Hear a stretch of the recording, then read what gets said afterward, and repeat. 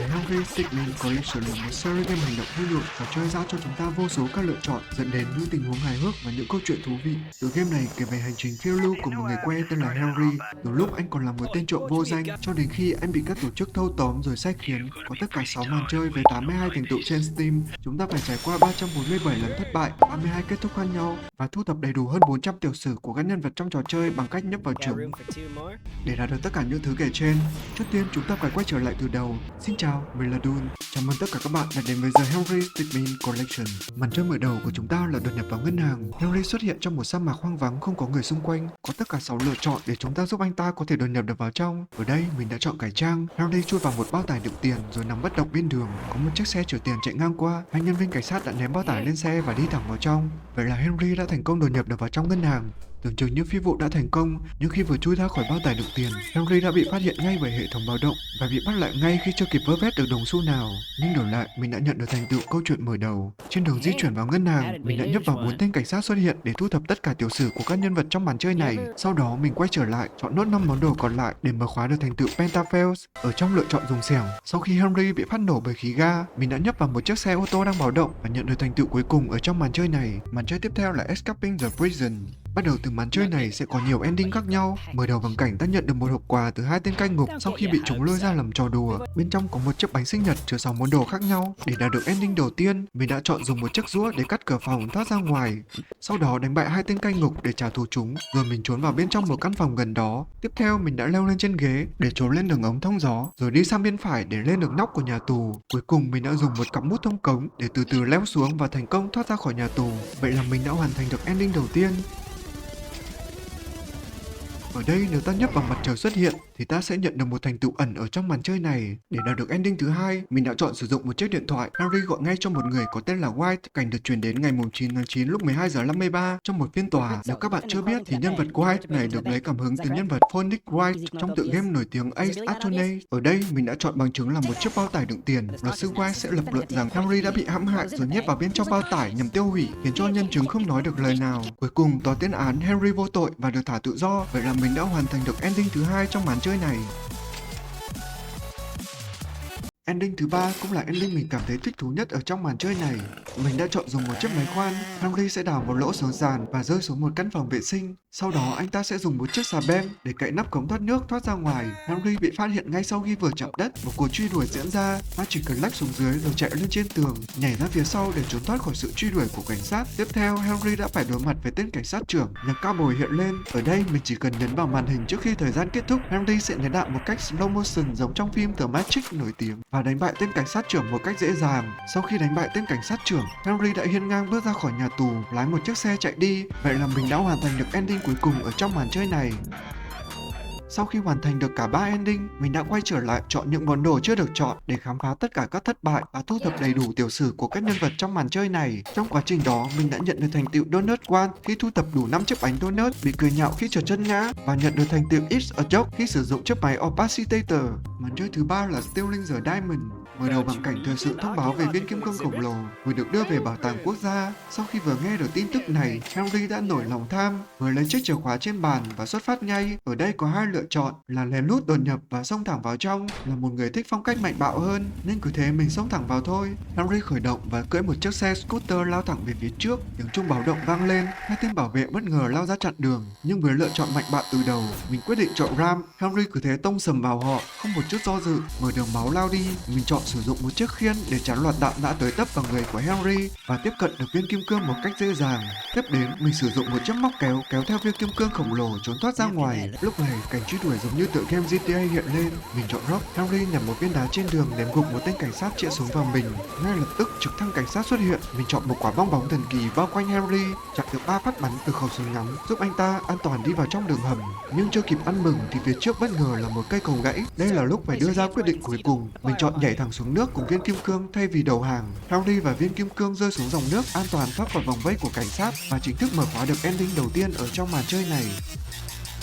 Tiếp đến, chúng ta cùng đến với lựa chọn lén lút đột nhập. Ở đây có tất cả 6 vật phẩm. Đầu tiên, mình thử với Jumbo Hoppers. Henry nhảy lên cao nhưng không với tới được nóc của tòa nhà. Cuối cùng, anh ta đã ngã vào một hồ nước gần đó và bị trừ 2 điểm cho lần thất bại này. Mình tiếp tục chọn nó thêm 2 lần nữa. Tất nhiên là Henry tiếp tục thất bại, nhưng đổi lại, mình nhận được một thành tựu ẩn ở trong màn chơi này. Quay trở lại, để đạt được ending thứ hai trong màn chơi này, mình đã chọn sử dụng một chiếc máy dịch chuyển. Đây là lần đầu tiên nó hoạt động kể từ đầu game đến giờ. Henry dịch chuyển lên cao và rơi lên trên nóc của bảo tàng. Tiếp đến, mình sử dụng một đồng xu ném về phía trước đánh lạc hướng tên bảo vệ và thành công lẻn vào bên trong bảo tàng. Có thêm 3 lựa chọn để Henry có thể tiếp cận viên kim cương. Mình đã chọn sử dụng Wormhole Rifle. Henry cầm súng bắn xuống dưới, tạo một lỗ dịch chuyển bên dưới viên kim cương và một lỗ trên trần nhà. Thế nhưng thanh sắt trên trần không thể chịu nổi được sức nặng của viên kim cương. Viên kim cương rơi thẳng xuống kéo theo Henry vào vòng lặp vô tận và mình đã thất bại thêm một lần nữa ở trong màn chơi này. Ở đây mình đã bấm chuột vào dòng chữ Click Here để mở khóa được thành tựu TLDR.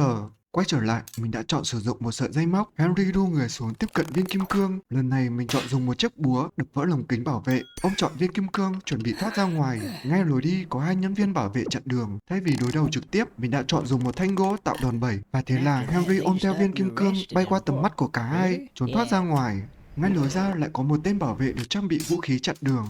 Mình đã thử chọn bẻ cổ hắn để đi tiếp, nhưng Henry đã bất cẩn trượt chân ngã lăn ra và mình đã thất bại thêm một lần nữa. Nhưng bù lại, cú trượt chân đó đã giúp mình mở khóa được thêm một thành tựu nữa ở trong màn chơi này. Cuối cùng, mình chọn luôn viên kim cương khổng lồ. Henry cầm viên kim cương thả xuống để bẹp tên bảo vệ và trốn thoát thành công. Vậy là mình đã hoàn thành được ending thứ hai.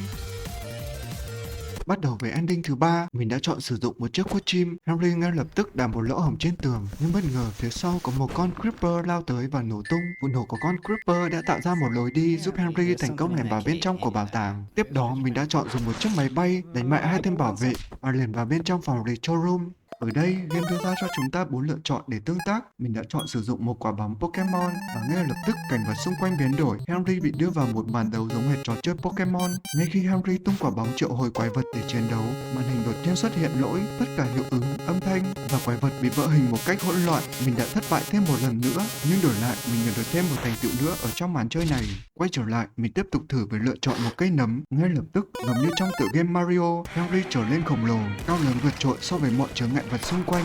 Với vóc dáng siêu to khổng lồ này, Henry dễ dàng lao qua một kẻ canh gác, đập tan mọi chướng ngại vật và thành công lấy được viên kim cương. Nhưng ngay lúc đó, một viên đại bác đã bắn trúng khiến anh ta trở về kích cỡ bình thường, tạo lên một khung cảnh cực kỳ hỗn loạn. Màn hình bất ngờ chuyển đến một căn cứ bí mật ở phía đông nam. Tại đây mình đã chọn biểu tượng hình một chiếc bánh răng. Một con robot khổng lồ xuất hiện bay tới phá hủy toàn bộ bảo tàng. Henry hoảng loạn nhanh chóng tìm đường trốn thoát ra ngoài. Trong quá trình chạy trốn, mình đã thu thập được bức tranh cuối cùng của màn chơi. Sau khi trốn thoát ra bên ngoài, Henry đang đứng thở thì bất ngờ một viên kim cương từ đâu bay tới. Anh ta nhanh tay ôm trọn lấy chiến lợi phẩm và mình cũng hoàn thành được ending cuối cùng của màn chơi này. Màn chơi thứ tư là Infiltrating the Airship. Lần này, Henry đã lọt vào tầm ngắm của chính phủ, nhưng thay vì bị bắt giữ như trước kia, họ lại muốn hợp tác với anh trong một nhiệm vụ đặc biệt, đó là triệt hạ băng nhóm tội phạm khét tiếng có tên là Topaz Clan, những kẻ đang ẩn náu trên một chiếc khinh khí cầu khổng lồ bay lơ lửng giữa bầu trời. Đặc biệt trong nhiệm vụ này, Henry không còn đơn độc, anh được hợp tác cùng Charlie, một viên phi công tài năng nhưng mà cũng cực kỳ lầy lội. Ngay khi bắt đầu nhiệm vụ, trò chơi đưa ra 4 lựa chọn để chúng ta giúp Henry đột nhập vào phi thuyền. Đầu tiên, mình đã thử với lựa chọn Sticky Hand. Henry lập tức được bắn thẳng về phía khinh khí cầu, bàn tay dính vào thân tàu và kéo anh ta lọt vào bên trong. Ngay khi vào được bên trong, game lại đưa ra thêm 2 lựa chọn. Lần này mình quyết định thử với Ball and Chain. Henry móc sợi xích khổng lồ và chiếc tủ sắt, kéo tuột cả khối kim loại khổng lồ văng ra ngoài, vô tình làm thủng cả thân phi thuyền. Tưởng chừng như Henry đã rơi thẳng xuống đất thì Charlie đã kịp thời giải cứu, đưa anh ta an toàn vào bên trong máy bay. Mình nghĩ nhiệm vụ đã thành công, nhưng khi chiếc két sắt được mở ra thì bên trong lại chỉ có một con gấu bông. Vậy là Henry đã thất bại trong lần đột nhập này, nhưng đổi lại mình đã mở khóa được thành tựu đầu tiên trong màn chơi. Quay trở lại, mình quyết định thử với lựa chọn Waffle Gun. Henry bắn một sợi dây móc và đua người lên trên thân phi thuyền. Sau khi trèo được lên, mình đã chọn Wait. Henry kiên nhẫn chờ đợi và cơ hội cuối cùng cũng tới khi cánh cửa đột ngột mở ra. Henry lập tức lẻn vào bên trong, nhặt lấy một chiếc chìa khóa trên bàn, rồi chui vào đường ống thông gió để tiếp tục tiến sâu vào bên trong. Henry vui mừng khi thấy một viên ruby khổng lồ xuất hiện trên đường đi. Mình tiếp tục với lựa chọn Leap. Henry đã lấy đà nhảy qua bên kia thành công và mở cửa bước vào một căn phòng gần đó. Tiếp tục, mình đã dùng chìa khóa để mở cửa thả tự do cho một người bị nhốt trong một căn phòng giam. Sau đó, mình đã chọn Hack để mở cửa, nhưng ngay lập tức Henry đã bị điện giật cháy khét, lại thêm một lần thất bại nữa. Nhưng mình lại nhận được thêm một thành tựu nữa ở trong màn chơi này. Không bỏ cuộc, mình quay lại với lựa chọn Paper Laser. Henry dùng một thiết bị làm phẳng người lách qua khe cửa một cách hoàn hảo. Ở đây mình đã nhận được một chiếc USB do một người rơi xuống từ đường ống thông gió. Mình tiếp tục với lựa chọn Swing and Roll. Henry thu nhỏ viên ruby khổng lồ và mở cửa thoát ra ngoài. Camera cảnh báo xuất hiện, cảnh để chuyển tới Charlie. Anh ta bắn một quả tên lửa vào phi thuyền khiến cho nó nổ tung. May mắn thay, Henry đã thoát ra được cánh của phi thuyền. Mình tiếp tục với lựa chọn Armor. Henry mặc bộ giáp lên người lao thẳng xuống đất. Anh ta né qua loạt tên lửa dữ dội và thành công tiếp đất an toàn. Cảnh được chuyển đến một trụ sở của quân đội. Ở đây khi mình bấm vào một chiếc USB thì sẽ nhận được một dòng mã có số 1214. Đây là dòng code để mở khóa một thành tựu ẩn ở trong màn chơi này. Tiếp tục mình chọn Prototype, một đội quân mặc giáp phản lực bay nhanh về phía trước tham gia chiến đấu. Harry đã nhanh tay trộm lấy một bộ giáp phản lực và trốn thoát với viên ruby khổng lồ. Vậy là mình đã mở khóa được ending đầu tiên trong màn chơi này. Sau khi hoàn thành ending đầu tiên, mình quay trở lại. Lần này mình quyết định chọn Earpiece để liên lạc với Charlie. Harry được đưa lên nóc của phi thuyền với 4 lựa chọn để đột nhập. Mình quyết định chọn Vacuum. Harry sử dụng một chiếc máy hút bụi siêu mạnh hút bay toàn bộ lính canh trong khoang và đột nhập vào bên trong phi thuyền. Ở đây ta chỉ cần nhấp vào một chiếc điện thoại mã số 1214 lấy được ở ending trước thì một cánh cửa tự động sẽ mở ra. Tiếp đến mình chọn Glue. Harry buông một lớp keo dính lên hai tay rồi bám lên trần nhà lặng lẽ di chuyển qua hành lang mà không bị phát hiện đến một khu vực có chướng ngại vật. Mình chọn Robo Helper. Charlie gửi đến một chú chó robot giúp Harry bám vào và đưa người qua bên kia một cách an toàn. Rồi anh ta tiếp tục tiến vào một căn phòng gần đó. Mình đã sử dụng Bond Meal để hóa lỏng bộ xương của một tên Topaz Clan chặn lối và lấy thẻ từ mở cửa tiến vào bên trong phòng hồ sơ. Tại đây có 3 lựa chọn để xử lý tên lính đang cầm tập tài liệu. Mình thử với Ninja Star. Harry rút phi tiêu ra và ném thật mạnh về phía trước, nhưng đáng tiếc là trượt mục tiêu, một pha thất bại cực kỳ ngớ ngẩn. Nhưng trong lần thất bại này, ta chỉ cần thu thập đủ dòng chữ mua lần thì sẽ mở khóa được thành tựu ẩn Famous Movie Line. Sau khi thất bại với lựa chọn Ninja Star, mình quay lại và thử tiếp với Spook. Lần này Harry đã đập mạnh vào đầu của tên Topaz Clan, thành công lấy được tập hồ sơ và trốn vào đường ống thông gió để tẩu thoát. Nhưng bên trong ống thông gió lại là một bẫy điện chặn đường. Mình thử lựa chọn Make an Animal Noise. Harry phát ra tiếng kêu của một con dê thật khó hiểu, nhưng đổi lại mình lại nhận được thêm một thành tựu nữa ở trong màn chơi này. Không bỏ cuộc, mình chọn Reroll the Power. Lập tức Charlie can thiệp đảo chiều nguồn điện từ bên ngoài, vô hiệu hóa toàn bộ hệ thống an ninh. Nhờ vậy Harry thoát được ra bên ngoài một cách an toàn. Nhưng vừa đặt chân xuống bong tàu, Harry lập tức bị bao vây bởi lính của Topaz Clan. Mình thử với lựa chọn banana bomb. Charlie ném vào một quả bom chuối khiến tất cả nổ tung và Harry cũng bay màu luôn. Ở màn hình thất bại, ngay khi mình vừa bấm vào dòng chữ ở banana thì một quả chuối khổng lồ sẽ hiện lên và cho ta được thêm một thành tựu nữa ở trong màn chơi này. Quay lại lần cuối, mình quyết định chọn Fog Gun. Harry bắn 5 bồ luồng năng lượng khổng lồ, đuổi bay 2 tên bảo vệ ra ngoài, rồi nhảy thẳng lên trực thăng do Charlie chờ sẵn. Cả hai rút lui thành công cùng tập hồ sơ tội ác của Topaz Clan trở về căn cứ của chính phủ trong chiến thắng. Và thế là Harry đã chính thức hoàn thành nhiệm vụ điều tra đặc biệt, được chính phủ công nhận công lao và mở khóa được ending thứ 2. Tiếp tục với ending thứ 3, lần này mình chọn Cannonball. Harry ngồi trong một quả bóng được Charlie bắn đâm sầm vào thân phi thuyền của Topaz Clan, phá thủng lớp vỏ kim loại và rơi thẳng vào bên trong khoang tàu. Sau cú va chạm, mình chọn Che.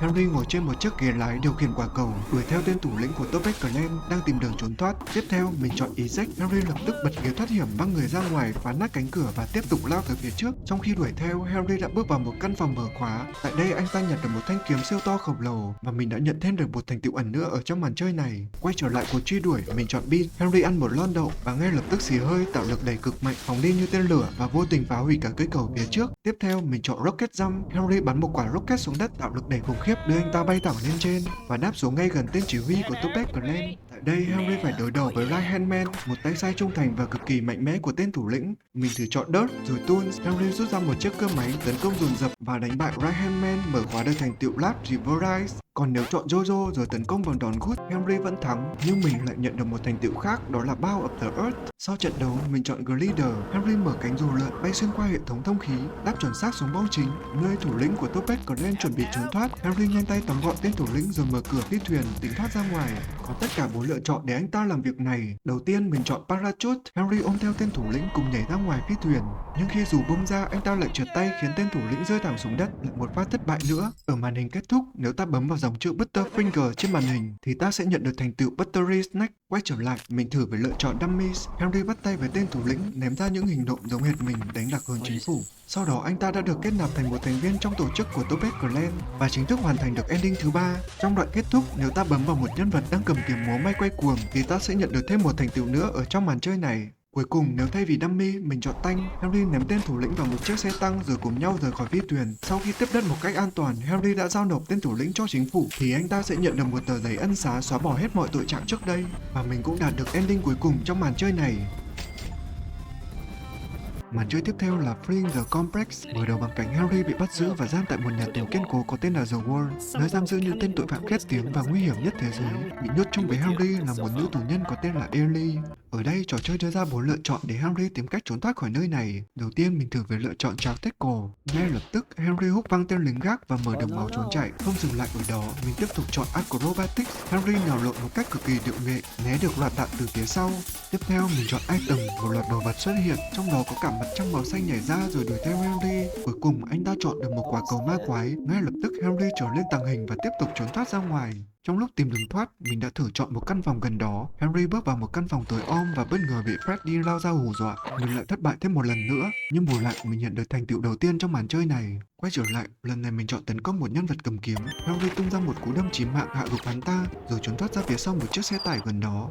Tiếp tục với lựa chọn Chuck, Henry nhanh chóng lấy chìa khóa lái xe lao ra khỏi khu trại giam. Khi bị truy đuổi, mình chọn Slam để tông hạ chiếc xe đang dí sát phía sau, nhưng cú va chạm quá mạnh khiến xe của Henry cũng bị lật nhào.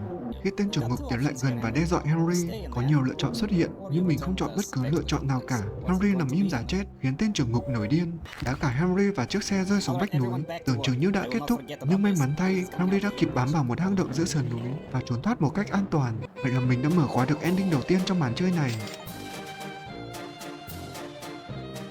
Sau khi thoát khỏi The World trong ending trước, mình quay lại thử một hướng đi hoàn toàn khác với lựa chọn Wait for Jennifer. Henry kiên nhẫn chờ đợi khoảng một thời gian dài cho đến khi lính gác xuất hiện và đưa anh ta đến một phòng giam riêng biệt. Bên trong, trò chơi đưa ra 5 lựa chọn để Henry trốn thoát. Lần này mình quyết định thử với Laser Plane. Henry rút ra một thiết bị nhỏ, bật ra một tia sáng cực mạnh, cắt một ô vuông trên sàn nhà khiến anh ta rơi xuống tầng dưới và vô tình hạ được một tên cai ngục xấu số. Henry nhặt được một chiếc điện thoại. Ở đây game đưa ra cho chúng ta 2 lựa chọn, đó là gọi điện cho Topaz Clan hoặc là Government. Mình thử với lựa chọn gọi điện cho Topaz Clan. Tên thủ lĩnh kêu Henry ngồi yên tại chỗ để đợi. Sau 1 giờ trôi qua thì băng nhóm Topaz Clan cũng đã tới nơi. Henry nhanh chóng mở cửa bước ra phòng căng tin. Tại đây mình chọn Drillport. Ngay lập tức 3 thành viên của Topaz Clan làm một chiếc phi thuyền xuyên thủng bức tường, khiến cho cả khu vực trở nên hỗn loạn. Tiếp theo mình thử với lựa chọn Slingshot. Henry kéo dây bắn mình như một viên đạn bay thẳng về phía phi thuyền của Topaz Clan, nhưng anh ta lại đập thẳng mặt vào thân tàu và thất bại ngay lập tức. Tuy nhiên khi mình bấm liên tục vào các dòng thông báo hiện lên trên màn hình thì mình bất ngờ nhận được thành tựu Easy Achievement. Quay lại với lựa chọn khác, lần này mình thử với Sick Ride. Henry cưỡi một chiếc scooter phản lực lao thẳng lên không trung và bám được vào tay một thành viên Topaz Clan đang đứng ở ngoài phi thuyền. Cứ tưởng như đã được cứu, ai ngờ hắn ta lại hất tay Henry ra. Một màn trả thù cay đắng cho những gì Henry đã từng làm với băng nhóm trước đó. Henry từ từ rơi xuống biển sâu và mình đã hoàn thành được ending thứ 2 trong màn chơi này. Sau khi bị phản bội trong lần gọi cho Topaz Clan, mình quyết định thử với một hướng đi khác. Lần này mình gọi cho chính phủ. Henry lấy điện thoại và gọi ngay cho Charlie. Sau 1 giờ chờ đợi, Charlie thông báo rằng anh ta đã tới nơi. Trong lúc đó, Henry tìm cách vượt qua khu vực căng tin. Tuy nhiên, kế hoạch không suôn sẻ. Anh ta bị phát hiện ngay lập tức. Mình chọn ngay Flash. Henry thực hiện một cú tốc biến và xuất hiện tại cầu thang bên ngoài của nhà tù. Charlie lập tức điều khiển một chiếc mini helicopter tới để hỗ trợ. Chiếc trực thăng nhỏ khéo léo móc dây kéo một tên lính gác rơi xuống biển, giúp Henry trốn thoát được lên sân thượng. Tưởng như đã an toàn, nhưng trên sân thượng lại có 2 tên bảo vệ được trang bị vũ khí hạng nặng chặn đường. Ngay lập tức, mình điều khiển Henry tấn công và hạ gục tên cầm bazooka. Cùng lúc đó, Charlie điều khiển trực thăng lao xuống và đè bẹp tên còn lại. Henry nhanh chóng leo lên trực thăng, cả hai rời khỏi The World một cách an toàn và mình cũng mở khóa được ending thứ 3 trong màn chơi này. Để đạt được ending thứ 4 trong màn chơi, mình quay trở lại phòng giam với lựa chọn Boost Up. Henry ra hiệu cho Ellie giúp mình leo lên cao. Cô nàng nhanh chóng tạo điểm tựa để Henry đu người lên đường ống thông gió phía trên. Anh ta chính thức phá còng và được tự do, không quên người bạn đồng hành. Henry dùng một chiếc thang thả người xuống kéo Ellie cùng trèo lên trên. Ngay khi bước ra khỏi đường ống, cả hai bắt gặp 2 tên lính gác đang tuần tra. Mình chọn Synchronized Takedown. Henry và Ellie phối hợp hoàn hảo, mỗi người hạ gục một tên lính gác chỉ trong tích tắc, mở đường trốn thoát. Tiếp tục, mình chọn The Fox. Ellie bất ngờ dùng phép thuật, nhưng Henry bay lên cao. Anh ta nhanh chóng mở cửa giải thoát cho hàng loạt tù nhân khác. Toàn bộ nhà tù The World rơi vào hỗn loạn, còi báo động vang lên khắp nơi. Khi tiến ra khu vực hành lang, mình phải chọn vũ khí cho cả hai để hạ gục 3 tên lính gác. Mình thử kết hợp sniper rifle với crossbow. Henry cầm một khẩu súng ngắm xoay người giữa không trung, nhưng vô tình lại bắn trúng Ellie, khiến mình thất bại thêm một lần nữa. Nhưng khi mình bấm vào xem lại thì cảnh đó được chiếu đi chiếu lại nhiều lần với sự cổ vũ nhiệt tình của 3 tên lính gác và mình nhận được thêm một thành tựu nữa ở trong màn chơi. Không bỏ cuộc, mình quay lại chọn kết hợp sniper rifle với taser. Ellie trích điện cho Henry. Với tốc độ siêu nhanh, Henry bắn hạ 3 tên lính gác một cách gọn gàng, mở đường cho cả hai tiếp tục trốn thoát. Khi đến khu vực thang máy, mình chọn Toss. Henry nhanh trí ném chiếc mũ về phía trước, đánh lạc hướng 2 tên lính gác cửa, rồi cùng Ellie lẻn vào thang máy trốn thoát ra ngoài. Tưởng như đã an toàn, Ellie bất ngờ bị tên trưởng ngục giữ lại. Mình chọn Make a Face. Henry là một biểu cảm hết sức kỳ quặc, khiến tên trưởng ngục mất cảnh giác. Đúng lúc đó, một chiếc xe lao tới, đâm sầm vào hắn ta, tạo cơ hội cho cả hai tiếp tục trốn chạy. Trò chơi đưa ra 3 lựa chọn để cả hai cùng trốn thoát. Ở đây mình tò mò bấm vào một nhân vật đội mũ len đỏ đang nấp sau một tảng đá thì mình bất ngờ nhận được thêm một thành tựu nữa của màn chơi. Sau đó mình chọn sử dụng một chiếc xe máy. Henry nhanh chóng khởi động và đợi Ellie. Tuy nhiên khi anh ta vừa lên xe, tên trưởng ngục bất ngờ quay lại và bắt giữ Henry. Ellie nhảy lên xe rồi phóng nhanh đi đâu đó và quay lại với một cú đánh cực mạnh khiến tên trưởng ngục ngất xỉu ngay tại chỗ. Cả hai lập tức nhảy lên xe, phóng qua cổng trại giam và trốn thoát một cách an toàn. Và mình cũng mở khóa được ending thứ 4 trong màn chơi, đánh dấu khởi đầu cho mối quan hệ hợp tác lâu dài. Sau khi đã cùng Ellie trốn thoát trong ending trước, lần này mình quyết định thử một hướng đi khác. Ngay khi bắt đầu, Henry không cứu Ellie đi cùng mà chọn tự mình trốn thoát. Ngay khi vừa bước ra khỏi đường ống thông gió, anh ta lại bắt gặp hai tên lính gác đang đi tuần. Mình chọn ngay Whoopee Cushion. Henry dùng một cục đá buộc vào quả bóng rồi ném về phía trước, tạo ra một tiếng xì hơi giả. Hai tên lính hiểu lầm lẫn nhau, quay sang cãi vã rồi đánh nhau loạn xạ, tạo cơ hội cho Henry lặng lẽ chuẩn đi tiếp. Tiếp đến mình chọn Power Jump. Henry dồn toàn bộ sức lực, bật nhảy mạnh đến mức bay thẳng lên trần, rồi rơi xuống một căn phòng gần đó. Trong phòng có một chiếc thang máy, mình chọn ngay Balloon. Henry thổi một quả bóng bay khổng lồ, nhẹ nhàng đáp xuống đất một cách an toàn. Trước mặt Henry lúc này là một khe thoáng khá cao và rộng. Trò chơi đưa ra 3 lựa chọn để chúng ta tương tác. Mình thử ngay với lựa chọn Plunger Boot. Henry đeo một đôi ủng siêu dính vào chân, nhưng đôi ủng dính quá mức khiến anh ta không thể nhúc nhích nổi. Một pha thất bại cực kỳ ngớ ngẩn. Nhưng khi mình liên tục bấm vào dòng chữ hiện trên màn hình thất bại, thì mình lại nhận được thêm một thành tựu nữa trong màn chơi. Quay trở lại, mình chọn Helium.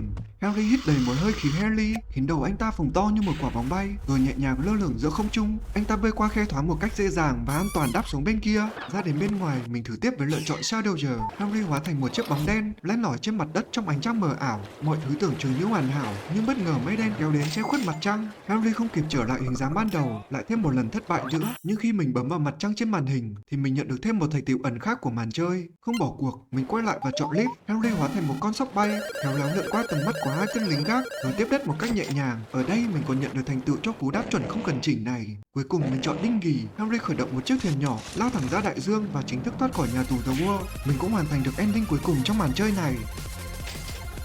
Sau khi hoàn thành tất cả các ending, mình quay trở lại tìm kiếm một nhân vật có tên là Gary Man. Một nhân vật bí ẩn luôn cầm theo một chiếc cặp, xuất hiện 5 lần xuyên suốt các ending. Khi phát hiện đủ cả 5 lần, mình đã mở khóa được nốt thành tựu cuối cùng trong màn chơi này.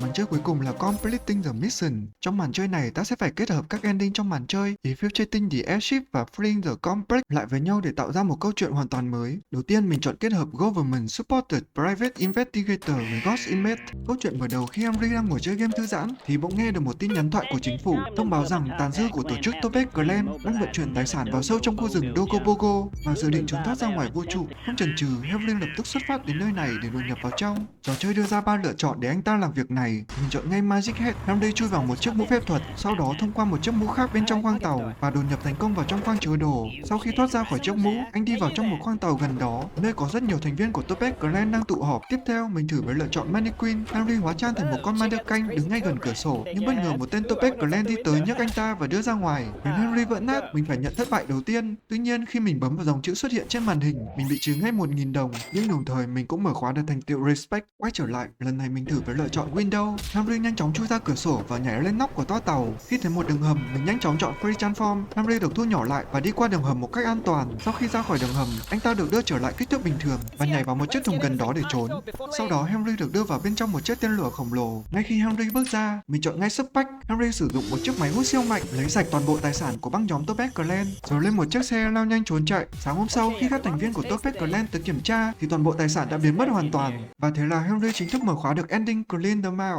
Mình tiếp tục với màn kết hợp giữa Government Supported Private Investigator với Convict Online. Mở đầu bằng cảnh Henry và Ellie được Charlie chở đến căn cứ bí mật của Topaz Clan với nhiệm vụ đột nhập vào bên trong. Đầu tiên, mình chọn Jetpack. Henry và Ellie bay thẳng về phía trước, phá hủy vào phòng không, mở đường tiến sâu hơn vào bên trong căn cứ. Tại đây có 3 lựa chọn để tiếp tục. Khi mình thử với Swap, Henry và Ellie đổi vị trí cho nhau, lại có thêm 2 lựa chọn khác xuất hiện để cho ta tương tác. Khi mình liên tục chọn Swap, cả hai người sẽ đổi vị trí cho nhau, đồng thời phát ra tiếng kêu như một con khỉ và mình mở khóa được thành tựu Ziti Fun. Tiếp theo, mình chọn Barrel.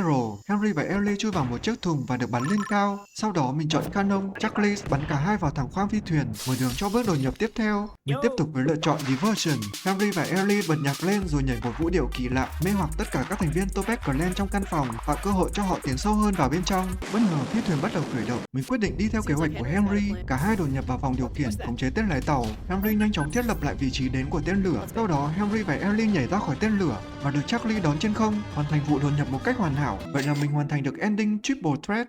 Quay trở lại màn hình chính, lần này mình kết hợp giữa Government Supported Private Investigator và Prism Death. Mở đầu là cảnh Jacqueline và Henry cùng hợp tác để tấn công trụ sở vệ tinh của Topaz Clan bên ngoài vũ trụ. Không chần chừ, Henry đồng ý ngay và cả hai lập tức xuất phát. Henry và Jacqueline ngồi trên một chiếc phi thuyền nhỏ bay xuyên qua không gian, hướng đến căn cứ của Topaz Clan bên ngoài vũ trụ. Khi đến gần, mình chọn ngay Chadpole. Henry ngồi lọt thỏm vào bên trong một quả cầu rác khổng lồ, được Jacqueline bắn thẳng về phía tàu của Topaz Clan để ngụy trang. Ngay khi đã tiếp cận được mục tiêu, mình thử với lựa chọn Hot Knife, lưỡi dao được bật ra từ chiếc mũ của Henry, nhưng anh ta không kịp bắt lấy nó, khiến con dao rơi ra ngoài vũ trụ và toàn bộ kế hoạch đổ bể. Mình lại nhận thêm một lần thất bại nữa, nhưng ở màn hình kết thúc, khi mình bấm vào dòng chữ Butterfinger trên màn hình, thì mình bất ngờ mở khóa được thêm một thành tựu ẩn nữa trong màn chơi. Quay trở lại, lần này mình chọn Charlie. Anh ta quyết định lái thẳng phi thuyền của mình đâm sầm vào vệ tinh của Topaz Clan, tạo nên một vụ nổ kinh hoàng. Cảnh tượng hỗn loạn bao trùm khi căn cứ của Topaz Clan đang dần vỡ nát. Henry và Charlie tiếp tục tiến sâu hơn vào bên trong để tìm đường trốn thoát, thì gặp một cánh cửa sắt lớn chặn đường. Mình chọn ngay ven, cả hai chui vào đường ống thông gió, lần mò đến khu vực khoang thoát hiểm. Tuy nhiên, ngay khi Henry vừa bước vào trong, một thành viên của Topaz Clan bất ngờ xuất hiện, khống chế Henry. Charlie không ngần ngại lao tới cứu bạn, tấn công lại kẻ địch, nhưng cuối cùng Charlie bị kẹt lại trên phi thuyền cùng hắn ta. Henry tận mắt chứng kiến khoảnh khắc phi thuyền phát nổ, còn Charlie thì hy sinh anh dũng để cứu Henry, và mình cũng hoàn thành được ending Valiant Hero. Tiếp tục với màn kết hợp giữa Government Supported Private Investigator và International Rescue Operative. Mở đầu là cảnh Henry và Charlie nhận nhiệm vụ từ chính phủ, đó là đột nhập vào chiếc tên lửa khổng lồ của Topaz Clan trước khi nó kịp phóng lên quỹ đạo. Cả hai nhanh chóng chuẩn bị và lên đường. Chuyển cảnh đến 2 giờ trước khi bệ phóng hoạt động, cả hai người tiếp cận được khu vực bệ phóng nằm giữa một rừng núi hoang vu. Henry nhảy dù xuống và đáp gần một khẩu pháo phòng không canh giữ bên ngoài. Mình chọn ngay Drawing. Henry nhanh trí vẽ một đám mây nguệch ngoạc lên tờ giấy rồi dán lên ống kính camera. Hệ thống giám sát bị đánh lừa, giúp Charlie an toàn tiến qua khu vực kiểm soát mà không bị phát hiện. Tiếp theo mình chọn Chappie. Charlie thả xuống một chiếc thang dây từ máy bay trực thăng. Henry nhanh tay nắm lấy và đu người qua không trung. Với một cú đáp chính xác, Henry đã lẻn được vào bên trong thân tên lửa và bắt đầu hành trình đột nhập của mình. Mình tiếp tục với lựa chọn Remote Topaz. Henry kích hoạt một hình nhân mặc đồng phục của Topaz Clan. Con rối lao ra phá cửa, thu hút sự chú ý của lính gác, tạo cơ hội cho Henry lẻn qua hành lang và tiến sâu vào phòng động cơ. Tại đây mình thử Red Herring. Henry ném thẳng một con cá trích đỏ vào động cơ đang hoạt động. Động cơ ngay lập tức ngừng chạy. Tận dụng thời cơ, Henry tiến tới một căn phòng trưng bày. Mình tiếp tục với lựa chọn Swapper, một thiết bị cho phép Henry đổi vị trí với một thành viên của Topaz Clan đang đứng bên kia hành lang. Henry được hoán đổi chỗ, để lại kẻ địch bối rối phía sau và tiếp tục tiến thẳng đến phòng điều khiển. Tại đây, tên lái tàu của Topaz Clan phát hiện ra Henry và lập tức chĩa súng vào anh. không do dự, mình chọn Horn. Charlie ngay lập tức kích hoạt một chiếc kèn khổng lồ trên phi cơ, phát ra một âm thanh chói tai khiến tên lái tàu giật mình làm rơi súng. Henry không bỏ lỡ cơ hội, tung một cú đấm chuẩn xác hạ gục hắn ta và giành quyền kiểm soát hoàn toàn tên lửa. Ngay sau đó, chính phủ điều quân đến bắt giữ toàn bộ thành viên của Topaz Clan và mình cũng hoàn thành được ending Special Proverb of. Tiếp tục, mình chọn kết hợp Pure Blood The Thief với God in Met. Mở đầu là bản tin thời sự đưa tin rằng Topaz Clan hiện đang sở hữu một viên ngọc lục bảo khổng lồ và đưa nó ra ngoài vũ trụ. Sau khi nghe xong tin, Henry với bản năng siêu trộm của mình lập tức quyết định hành động. Anh lái chiếc scooter quen thuộc lao vun vút hướng thẳng về phía con tàu vũ trụ khổng lồ của Topaz Clan. Ngay khi tránh được loạt đạn dữ dội, mình chọn Mosquito Mode. Ngay lập tức, chiếc xe nhỏ biến thành một chiếc phi thuyền mini với mũi khoan dài sắc bén. Nó lao thẳng vào thân tàu, tạo một lối vào hoàn hảo để Henry đột nhập vào bên trong. Tại đây, mình chọn Teleporter. Henry chợt nhớ lại hàng loạt thất bại trong quá khứ với thứ này, rồi anh ta quyết định đập tan luôn chiếc máy dịch chuyển. Lập tức Henry bị cuốn vào một chuỗi dịch chuyển hỗn loạn qua vô số chiều không gian khác nhau, nhưng bằng một phép màu nào đó, cuối cùng anh ta được dịch chuyển đến khoang chứa đồ của Topaz Clan. Henry tiếp cận được viên ngọc lục bảo khổng lồ. Không chần chừ, mình chọn Open. Cánh cửa chứa đồ mở toang, Henry ôm chặt báu vật trong tay và tìm đường trốn thoát. Khi cánh cửa mở ra, Henry bất ngờ bị chặn lại bởi hai thành viên Topaz Clan đang ngồi ăn. Mình chọn ngay Yell. Henry hít một hơi thật sâu rồi gào lên một tiếng long trời nở đất khiến cả căn phòng nổ tung. Hai tên Topaz Clan bị hất văng ra ngoài không gian cùng với mảnh vỡ. Henry ôm theo viên ngọc lục bảo cũng bị hút ra ngoài và đập thẳng vào Right Hand Man, đồng thời cướp được mặt nạ oxy giúp anh ta có thể thở được trong môi trường chân không. Thế vậy, chỉ huy của Topaz Clan nổi giận, lập tức ra lệnh cho pháo laser khai hỏa. Mình chọn ngay Grow and Swing. Henry phóng to viên ngọc lục bảo khổng lồ để chắn trước người. Tia laser dội ngược lại, xuyên thủng thân phi thuyền và khiến toàn bộ nổ tung. Tên chỉ huy hoảng loạn dùng tàu thoát hiểm để trốn thoát, nhưng vô tình lại phát trúng Henry đang chơi lơ lửng, khiến cửa thoát bật mở và hắn bị hút thẳng ra ngoài vũ trụ vô tận. Henry ngồi trong phi thuyền trở về trái đất một cách an toàn và mình cũng hoàn thành được ending You Will Baron. Mình tiếp tục kết hợp Pure Blood The Thief với Convict Online. Câu chuyện mở đầu khi Ellie chở Henry lao vun vút trên con đường núi hiểm trở hướng thẳng về căn cứ bí mật của Topaz Clan. Chiếc xe tăng tốc độ tối đa rồi đâm sầm vào bên trong căn cứ.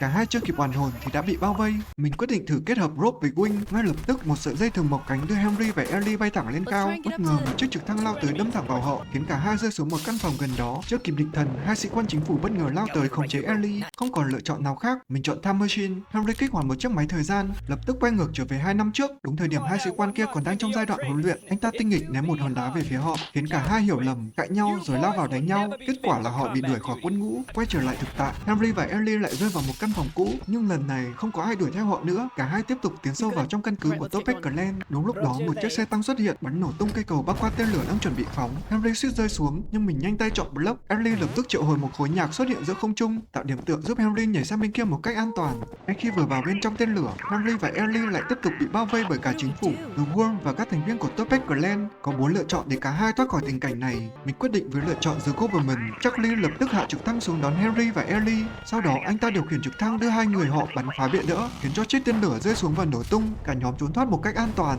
Henry và Ellie được xóa toàn bộ hồ sơ tội phạm, chính thức trở thành người tự do. Và mình cũng mở khóa được ending Pardon Pause. Mình tiếp tục quay lại thử với lựa chọn The Topaz Clan. Lần này hai thủ lĩnh của Topaz Clan ném cho Henry và Ellie hai khẩu súng AK. Cả 4 người phối hợp nhịp nhàng bắn hạ hai tên ca ngục và chiếc trực thăng của chính phủ đang truy đuổi. Chiếc tên lửa phóng đi theo đúng kế hoạch. Henry lại lùng ném tên trưởng ngục khỏi tên lửa, rồi cùng Ellie và các thành viên của Topaz Clan bay vào vũ trụ. Cuối cùng Henry và Ellie chính thức được gia nhập tổ chức và mình nhận được ending Topaz The Court. Quay trở lại, lần này mình kết hợp Pure Blooded Thief và Precipitate. Henry đang ngồi trong một quán rượu thì vô tình nghe được một cuộc điện thoại bí mật của một thành viên Topaz Clan. Hắn ta nói về kế hoạch phóng một con tàu khổng lồ lên vũ trụ mang theo toàn bộ tài sản của tổ chức. Ngay lập tức, với bản năng của một tên trộm khét tiếng, Henry quyết định hành động ngay. Cảnh tiếp theo chuyển đến 4 giờ trước khi tên lửa được phóng. Henry cưỡi chiếc xe scooter quen thuộc lao vun vút trên con đường dẫn đến căn cứ của Topaz Clan. Đến trạm kiểm soát, mình chọn stop. Henry nhanh chóng phanh xe lại, bình thản bắt chuyện với tên bảo vệ. Không ngờ chỉ bằng vài câu nói vu vơ, hắn lại mở cổng cho Henry đi vào như thể đó là chuyện rất bình thường. Bên trong căn cứ, Henry tăng tốc đâm thẳng vào một thành viên Topaz Clan đội mũ trắng. Sau đó hạ gục hắn ta chỉ bằng một cú đấm gọn gàng và tiếp tục tiến sâu hơn vào bên trong. Tên thủ lĩnh của Topaz Clan ra lệnh đóng cửa tên lửa để ngăn chặn Henry tiến vào trong. Mình chọn ngay Spike Wheel. Ngay lập tức hai bánh xe của Henry mọc ra những chiếc gai sắt giúp anh ta bắn chắc vào vỏ tên lửa và leo thẳng lên nóc một cách an toàn. Ngay khi Henry vừa chạm đến đỉnh, một tay bắn tỉa của Topaz Clan từ xa nhắm thẳng vào anh ta và bóp cò. Trong khoảnh khắc sinh tử, mình chọn chiếc búa thứ ba. Henry xoay người tung một cú vung siêu tốc đập trúng viên đạn khiến nó bật ngược lại hạ gục luôn tay bắn tỉa. Lực phản lại quá mạnh khiến lớp kính của buồng lái cũng bị vỡ vụn và Henry đột nhập được vào bên trong. Henry kích hoạt hệ thống phóng, con tàu rung chuyển dữ dội rồi cất cánh.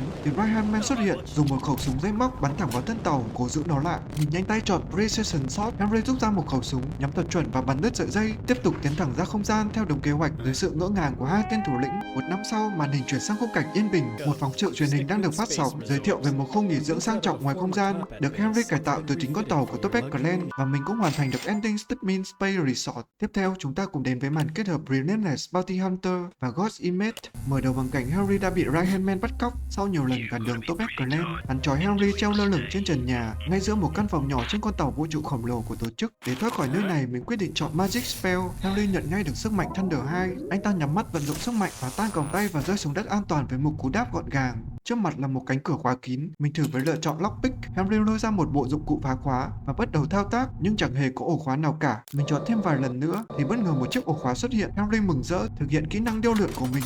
Ngay khi cánh cửa mở ra thì ngay lập tức một tên lính khác chĩa thẳng súng vào Henry. Mình lại nhận thêm được một thất bại nữa, nhưng đổi lại mình nhận được thành tựu Lockpick Pro. Quay trở lại, mình chọn Metalhead. Henry đội lên một chiếc mũ thép nặng nề.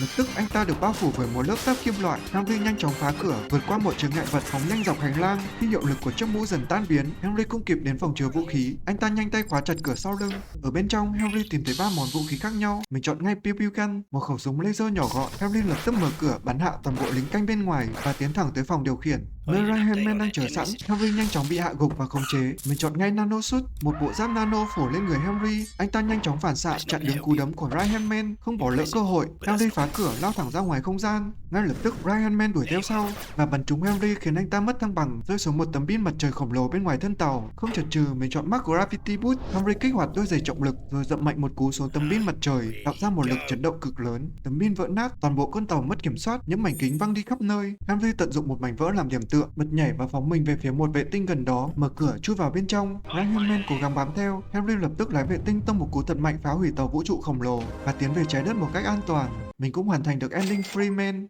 Tiếp tục với sự kết hợp giữa Relentless Bounty Hunter và Convict Online. Mở đầu bằng cảnh Henry đưa Ellie tới nơi anh từng cất giấu chiếc xe tăng trước đó. Ngay lập tức cả hai leo lên xe tăng và đi tới nơi đoàn tàu chở tài sản của Topaz Clan đang di chuyển với ý định đánh chiếm toàn bộ kho báu trên chuyến tàu. Ngay khi xác định được mục tiêu, Henry tăng tốc và chiếc xe tăng nghiền nát một chiếc xe hộ tống rồi tiếp tục đuổi sát đoàn tàu. Phía Topaz Clan cũng lập tức đáp trả bằng hỏa lực dồn dập. Mình chọn ngay Fire. Henry lạnh lùng bóp cò, một quả đạn pháo khổng lồ bay thẳng về phía trước, phá hủy toàn bộ lối vào đường hầm. Đoàn tàu của Topaz Clan không kịp dừng lại và vỡ nát. Tiếp theo mình chọn Fulton. Henry buộc một chiếc dù cứu hộ đặc biệt vào khoang tàu chứa vàng, kéo cả khoang bay lên cao, đưa hai người lơ lửng giữa không trung cùng chiến lợi phẩm. Henry đang tìm cách di chuyển khoang tàu thì Ryan Man bất ngờ lao tới ngăn cản. Mình chọn ngay Wombo Combo. Henry và Ellie phối hợp hoàn hảo, tung liên hoàn đòn chí mạng khiến Ryan Man nổ tung giữa không trung. Ellie nhanh trí nhặt lấy bộ phận còn lại của hắn ta, lắp vào khoang tàu và biến nó thành một động cơ phản lực tạm thời. Cả hai lao vút đi trên bầu trời, trốn thoát thành công. Khi màn hình chuyển cảnh, mình thử bấm vào mặt trời đang chiếu sáng phía xa thì bất ngờ mặt trời thổi ra một tia lửa lớn và mình nhận được thêm một thành tựu nữa trong màn chơi này. Mình cũng hoàn thành được ending Capital Gains. Tiếp tục với sự kết hợp Relentless Bounty Hunter và Prism Death. Câu chuyện mở đầu tại một quán nhậu nhỏ nằm giữa vùng núi tuyết. Henry tình cờ nghe lỏng được cuộc trò chuyện bí mật của hai thành viên Topaz Clan về kế hoạch vận chuyển tài sản bằng tàu hỏa. Với bản năng của một thợ săn tiền thưởng, Henry nhanh chóng trộm lấy bản kế hoạch và lập tức lên đường, hướng về tuyến đường sắt nơi đoàn tàu đang lăn bánh. Để chặn đoàn tàu lại, mình chọn ngay Plow. Henry điều khiển chiếc xe tăng quen thuộc, lao thẳng vào đoàn tàu khiến nó rung chuyển dữ dội. Tận dụng cú va chạm, anh ta leo lên được nóc của toa tàu và bắt đầu cuộc truy kích. Ngay lập tức, các thành viên của Topaz Clan xuất hiện, nã đạn liên hồi về phía Henry.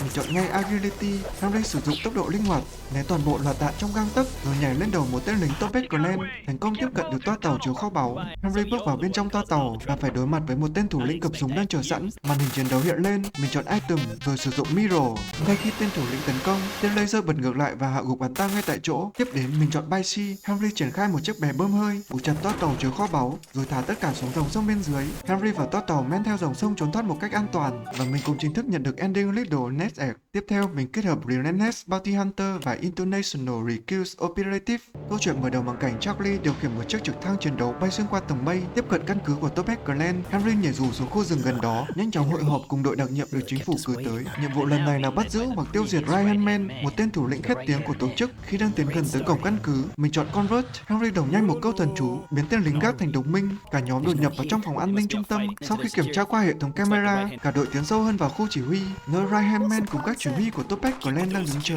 Ngay lập tức mình chọn Suppressing Fire. Cả đội đồng loạt xông vào bên trong. Tuy nhiên Ryan Man quá mạnh, hắn phản công dữ dội, hạ gục toàn bộ đội đặc nhiệm chỉ trong một đòn. Trong lúc hỗn loạn, Henry may mắn thoát ra được phía sau. Ngay khi phát hiện ra Henry, Ryan Man gầm lên rồi lao ra ngoài cùng anh ta. Mình chọn ngay Chip Fighting Combo. Henry tung ra liên hoàn đấm khiến Ryan Man gục ngay tại chỗ. Không để mất thời gian, mình chọn Ocarina. Henry rút một cây sáo nhỏ ra, thổi lên một giai điệu quen thuộc. Ngay lập tức Charlie xuất hiện bằng trực thăng. Henry ném ngay Ryan Man lên trên trực thăng và cùng Charlie bay khỏi căn cứ của Topaz Clan. Sau khi tên thủ lĩnh bị tiêu diệt, toàn bộ thành viên của Topaz Clan cũng nhanh chóng bị chính phủ bao vây và bắt giữ. Mình cũng nhận được ending Master Bounty Hunter. Tiếp theo mình kết hợp Rapidly Promoters Executive với Ghost Inmate. Mở đầu bằng cảnh Henry bước vào khoang điều khiển của băng nhóm Topaz Clan thì bất ngờ Ellie xuất hiện với gương mặt lạnh lùng. Cô ta lớn tiếng tố cáo Henry đã phản bội và bỏ rơi cô ta trong nhà tù The World, khiến toàn bộ thành viên của Topaz Clan phẫn nộ. Hội đồng chỉ huy ra lệnh bắt giữ Henry với tội danh làm ô danh tổ chức. Anh bị áp giải ra một cây cầu ngoài bong tàu. Ở đây Ellie cầm một khẩu súng chĩa về phía Henry và ép anh ta phải nhảy xuống.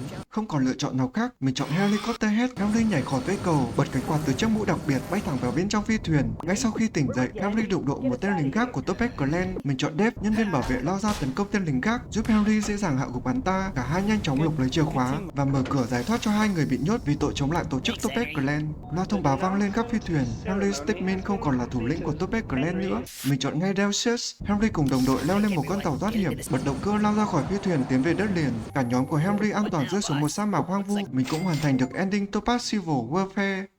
Tiếp tục mình kết hợp Rapidly Promote Executive với Convict Online. Câu chuyện mở đầu khi Henry lúc này đã là thủ lĩnh tối cao của Topaz Clan. Anh đang đưa Ellie đi tham quan căn cứ bí mật của tổ chức nằm sâu trong rừng. Cả hai đang nói chuyện vui vẻ thì hệ thống cảnh báo vang lên. Một chiếc trực thăng chiến đấu của chính phủ lập tức tấn công vào vị trí của Henry. Bị kẹt giữa làn đạn, mình chọn ngay Chris Chapman Grapple Hook. Henry bắn một sợi dây móc lên trực thăng, đu người lên giữa không trung, đột nhập vào bên trong máy bay và hạ gục phi công, chiếm quyền điều khiển chiếc trực thăng ngay lập tức. Không để lỡ thời cơ, mình chọn Mounted Gun. Henry xoay một khẩu súng 6 lòng liên tục bắn số xả về phía căn cứ, tiêu diệt toàn bộ lính chính phủ. Tuy nhiên, do không còn ai điều khiển, chiếc trực thăng mất kiểm soát, xoay tròn dữ dội rồi nổ tung trên không. Henry may mắn bám được vào phần dưới của tên lửa, vô tình phát hiện được kế hoạch đánh bom của chính phủ. Để chặn lại thảm họa này, mình chọn Flute. Henry rút một cây sáo nhỏ ra, thổi lên một giai điệu quen thuộc. Một chú chim bay đến kéo theo Henry, đánh cắp quả bom và bay đi. Tưởng mọi chuyện đã thành công thì con chim bị bắn hạ. Henry rơi xuống đất và bị bao vây bởi đội quân của chính phủ cùng với Right-Hand Man. Mình chọn ngay đua tech. Right-Hand Man nhảy lên không trung, phóng một tia năng lượng vào người Henry,